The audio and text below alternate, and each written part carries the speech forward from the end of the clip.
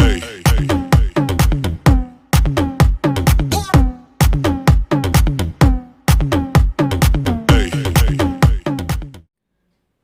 Guys, welcome back to my YouTube channel. आज की video के अंदर हम डिस्कस कर रहे हैं सेक्सुअल डिसऑर्डर के बारे में।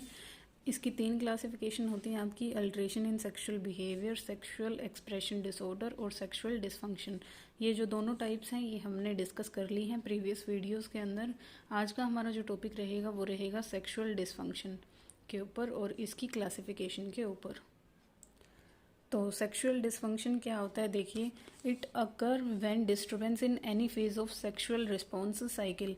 तो सेक्सुअल डिसफंक्शन कब होगा या कब देखने को मिलेगा? ये जब देखने को मिलेगा जब हमें सेक्सुअल रिस्पॉन्स साइकिल की किसी भी फेज़ के अंदर कोई भी डिस्टर्बेंस अगर देखने को मिल रही है तो उसको हम क्या बोलते हैं? सेक्सुअल डिसफंक्शन बोलते हैं। ठीक है, तो अब हमें पहले पता होना चाहिए कि जो सेक्सुअल फेज़ है या जो सेक्सुअल एक्टिविटी है उसकी कितनी फेजेस होती हैं उसके बारे में हमें पहले पता होना चाहिए।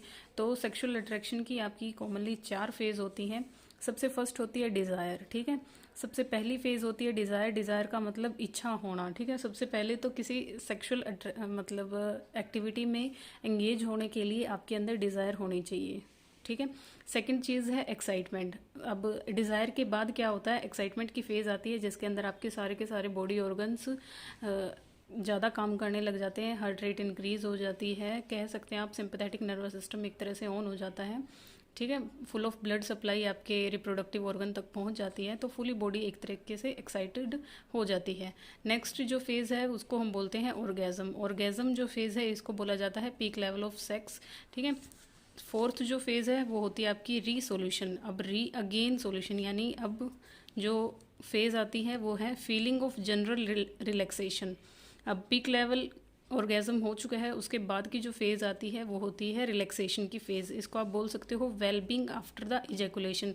इजैकुलेशन के बाद की जो फेज़ होती है जिसके अंदर जो पर्सन है उसको रिलैक्सेशन की फीलिंग होती है, उसको हम क्या बोलते हैं? रीसोल्यूशन। तो ये 4 फेज़ होती हैं हमारी सेक्सुअल अट्रैक्शन की या सेक्सुअल एक्टिविटी की। अगर इनमें से किसी भी फेज़ के अंदर कोई भी डिस्टर्बेंस आ रही है तो उससे होने वाले डिसऑर्डर्स हम पढ़ते हैं सेक्सुअल डिसफंक्शन के अंदर।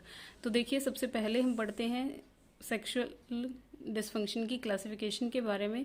सबसे फर्स्ट है हमारे पास सेक्सुअल एवर्जन डिसऑर्डर। ठीक है, तो सेक्सुअल एवर्जन का मतलब होता है हेट। ठीक है, तो इसके अंदर क्या होगा? जो भी पेशेंट होगा उसको जो सेक्सुअल एक्टिविटी है उससे क्या होगा? बहुत ज़्यादा हेट होगी। तो इसके अंदर यही बात मैंने लिख रखी है, एक्सट्रीम हेट या aversion to the genital sexual contact with the sexual partner. तो इसके अंदर जो भी पेशेंट होगा, अगर मेल है तो उसको फीमेल के जो जेनाइटल ऑर्गन्स हैं उनसे क्या होगा? हेट होगा, या फिर वो सेक्सुअल कॉन्टैक्ट करते समय या वो करना ही नहीं चाहेगा क्योंकि उसको एक्सट्रीम लेवल पे यहाँ क्या होगा? हेट होगा। सेम कंडीशन फीमेल के साथ देखी जा सकती है। फीमेल पेशेंट है तो वो मेल जो पार्टनर रहेगा उसके साथ सेक्सुअली कांटेक्ट में नहीं आना चाहेगी या फिर उसको एक्सट्रीम हेट फील होगी। तो ये जो डिसीज या डिसऑर्डर है हमारा वो है सेक्सुअल एवर्जन डिसऑर्डर, हेट हो जाना जेनाइटल सेक्सुअल कांटेक्ट से। सेकंड हमारा जो टाइप है इसके अंदर वो है इरेक्टाइल डिसफंक्शन। इरेक्टाइल डिसफंक्शन क्या होता है? अब देखिए, इरेक्टाइल आपको पता है क्या होता है? आपके जो ऑर्गन्स हैं उनका स्ट्रेट अप हो जाना ड्यूरिंग द सेक्सुअल एक्टिविटी, तो उसके अंदर डिसफंक्शन आ जाना यानी एबनॉर्मलिटी आ जाना। तो इसके अंदर क्या लिखोगे आप? Unable to maintain the erection till satisfactory completion of the sexual activity. तो यानी इसके अंदर क्या, जो भी पेशेंट रहेगा जिसको भी इरेक्टाइल डिसफंक्शन की दिक्कत रहेगी वो मेंटेन नहीं कर पाएगा इरेक्शन को। कब तक? जब तक एक सेक्सुअल एक्टिविटी का सेटिस्फैक्ट्री कंप्लीशन नहीं हो जाता है तब तक। या फिर आप कह सकते हो when a person is not able to maintain the peak level of intercourse. ठीक है, जब यहाँ पे यानी जो थर्ड फेज है हमारी ऑर्गेजम वाली, वहाँ पे क्या होगा? वहाँ पे जाके डिस्टर्बेंस हमें देखने को मिलेगी। पहली 2 फेजेस हैं वो अच्छे से हो जाएंगी, डिज़ायर और एक्साइटमेंट, लेकिन जो थर्ड फेज़ है ऑर्गेज़म वाली, तो वो वाली जो फेज़ है वहाँ पे आपको डिस्टर्बेंस देखने को मिलेगी इरेक्टाइल डिसफंक्शन के अंदर। तो ये हमें तो अब हम पढ़ते हैं इसकी क्लासिफिकेशन के बारे में। तो ये कंडीशन हमें मेल के अंदर भी देखने को मिल सकती है, फीमेल के अंदर भी और दोनों के अंदर भी। अगर मेल इरेक्टाइल डिसफंक्शन से ग्रस्त है तो उसे हम बोलेंगे इम्पोटेंस, और अगर फीमेल है आपकी इरेक्टाइल डिसफंक्शन तो उसको हम बोलेंगे फ्रिजिडिटी। और अगर हमें दोनों के अंदर ये कंडीशन देखने को मिल रही है, मेल के अंदर भी फीमेल के अंदर, ये दोनों ही मेंटेन नहीं कर पा रहे हैं पीक लेवल को, तो उस कंडीशन को हम बोलेंगे एनऑर्गेज़ीमिया। एनऑर्गेज़ीमिया हम उसको बोलेंगे जब दोनों ही आपके मेंटेन ना कर पाएँ पीक लेवल ऑफ इंटरकोर्स को। तो देखिए ये कंडीशंस थी आपकी, ये 3 क्लासिफिकेशन है जो इरेक्टाइल डिसफंक्शन से रिलेटेड थी। नेक्स्ट है हमारी डिसपेरियूनिया। इसका मतलब क्या होता है, देखिए pen during the sexual intercourse, यानी जब भी मेल फीमेल एक सेक्सुअल इंटरकोर्स के अंदर एंगेज हैं तो उस दौरान पेन होना, एक्सट्रीम पेन होना, जिसकी वजह से जो हमारी सेक्सुअल एक्टिविटी है वो कंप्लीट नहीं हो पाती है, तो उस कंडीशन को हम बोलते हैं डिसपेरियूनिया। ठीक है, तो नेक्स्ट कंडीशन हमारे पास है वेजिनिज्म। अब ये जो टर्म है ये वेजाइना से रिलेटेड है, तो इसके अंदर हमें देखने को मिलेगी इनवोलेंट्री कॉन्ट्रैक्शन, वो भी वेजाइना के 2/3 पार्ट के अंदर।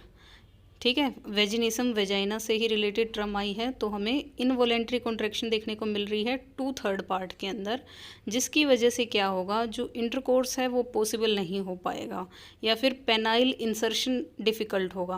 पेनिस का जो इंसर्शन है इनटू द वेजाइना वो डिफ़िकल्ट हो जाएगा इनवोलेंट्री कॉन्ट्रैक्शंस की वजह से। तो इस कंडीशन के अंदर भी जो सेक्सुअल डिसफंक्शन है वो अराइज होता है, यहाँ पे भी जो सेक्सुअल एक्टिविटी है वो कंप्लीट नहीं हो पाएगी। तो ये हमें यहाँ पे बताया गया है। तो टोटल सेक्सुअल डिसफंक्शन की 4 क्लासिफिकेशन है।